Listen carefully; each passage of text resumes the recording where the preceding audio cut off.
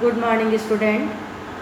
आज से मैं आपको नया चैप्टर संगठन समझाने जा रही हूँ। ये भी प्रबंध का एक महत्वपूर्ण कार्य है। तो आज हम जो चर्चा करेंगे जिस प्रश्न पे वो है संगठन किसे कहते हैं, संगठन की परिभाषा बताइए और साथ ही साथ संगठन की विशेषताएं या लक्षण बताइए। तो सबसे पहले संगठन, ऑर्गेनाइजेशन। संगठन वास्तव में दो या दो से अधिक व्यक्तियों का समूह है जो कि किसी निर्धारित लक्ष्य को प्राप्त करने के लिए बनाया जाता है। तो दो या दो से आपको भी पता है कि एक अकेला व्यक्ति व्यवसाय में कुछ भी नहीं कर सकता। तो व्यवसाय में यदि निर्धारित लक्ष्य को प्राप्त करना है तो इसके लिए हम दो या दो से अधिक व्यक्तियों का समूह तैयार करते हैं। तो संगठन यानी सम धन गठन के योग से ये बना है। सम का अर्थ तो है समान और गठन का मतलब होता है रचना करना।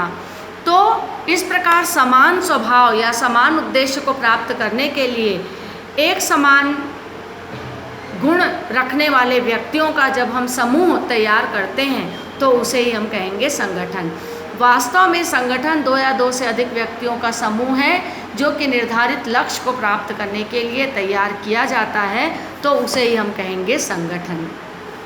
संगठन की बहुत सी परिभाषा बुक में दी हुई है, जैसे कि प्रोफेसर लुई हैने कहते हैं कि किसी समान उद्देश्य अथवा समान उद्देश्यों की प्राप्ति के लिए विशिष्ट अंगों का मैत्रीपूर्ण ढंग से यदि हम संयोजन करते हैं तो उसे ही हम कहेंगे संगठन।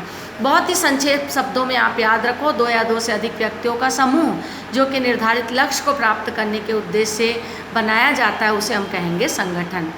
संगठन के विशेषता है, पहला दो या दो से अधिक व्यक्ति। संगठन के लिए बहुत ज़रूरी है कि इसमें दो या दो से अधिक व्यक्ति हो। अधिकतम संख्या पर कोई प्रतिबंध नहीं है, लेकिन दो कम से कम होना चाहिए। दूसरा है निश्चित उद्देश्य। जो दो या दो से अधिक व्यक्तियों का समूह तैयार किया जाता है उनके बीच कुछ उद्देश्य होना चाहिए और वो उद्देश्य पूर्व निर्धारित होना चाहिए। तो लोगों का भीड़ ऐसे ही अचानक खड़ा हुआ समूह में तो वो संगठन नहीं है। जो भीड़ खड़ा है वो किसी निर्धारित उद्देश्य को पूरा करने के लिए खड़ा है तो वो संगठन कहलाएगा। तीसरा है लक्ष्य का पूर्व निर्धारित होना। तो संगठन के लिए अत्यंत आवश्यक है कि उनके बीच जो लक्ष्य निर्धारित किए गए हैं वो पहले से निर्धारित होना चाहिए।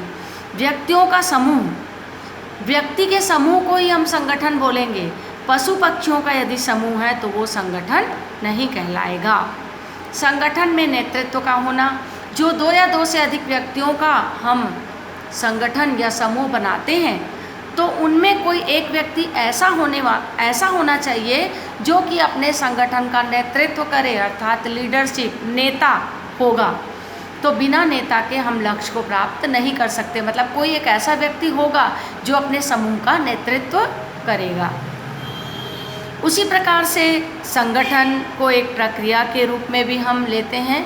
वास्तव में संगठन, ऑर्गेनाइजेशन इज ए प्रोसेस। संगठन एक प्रक्रिया है। संगठन की प्रक्रिया तब तक चलते रहती है जब तक कि जो उपक्रम है वो अपने निर्धारित लक्ष्य को प्राप्त न कर ले। अगला है संगठन का क्रियाशील होना। दो या दो से अधिक व्यक्तियों का समूह केवल चुपचाप बैठा है, उनको उद्देश्य पता है लेकिन वो चुपचाप बैठा है तो वो संगठन नहीं है। संगठन को क्रियाशील होना चाहिए, अर्थात मतलब एक्टिविटी उनके बीच होते रहना जरूरी है, कार्य करते रहना जरूरी है। नेक्स्ट है कर्मचारियों एवं उनके कार्यों में सामंजस्य। किसी उपक्रम के कर्मचारी एवं उनके कार्यों में जब तक आपस में सामंजस्य नहीं होगा तो वो क्रिया संगठन नहीं कहलाएगी, क्योंकि संगठन में कर्मचारी और उनके कार्य को अलग अलग हम नहीं कर सकते, तो उनके बीच आपस में तालमेल होना अनिवार्य है। अगला है संगठन सभी क्षेत्र में लागू होता है। संगठन का संबंध केवल उद्योग या व्यवसाय से नहीं है। वास्तव में संगठन का संबंध सभी क्षेत्रों से है, चाहे वो सामाजिक हो, चाहे वो आर्थिक हो, चाहे वो राजनैतिक हो या पारिवारिक हो। उसी प्रकार से औपचारिक संबंध का होना। संगठन में जो सभी सदस्यों का संबंध होता है वो औपचारिक होता है। यह संबंध कोई पद छोटा या बड़ा या बॉस ऐसे अलग अलग हो सकते हैं, लेकिन सभी जो व्यक्ति वहाँ पे कार्य करते हैं तो उनके जो अधिकार और उनके जो कर्तव्य होते हैं उनका जो है स्पष्ट रूप से विभाजन होना अनिवार्य है। तो ये बच्चों आज हमने पढ़ा संगठन का आशय और संगठन की विशेषता। Thank you.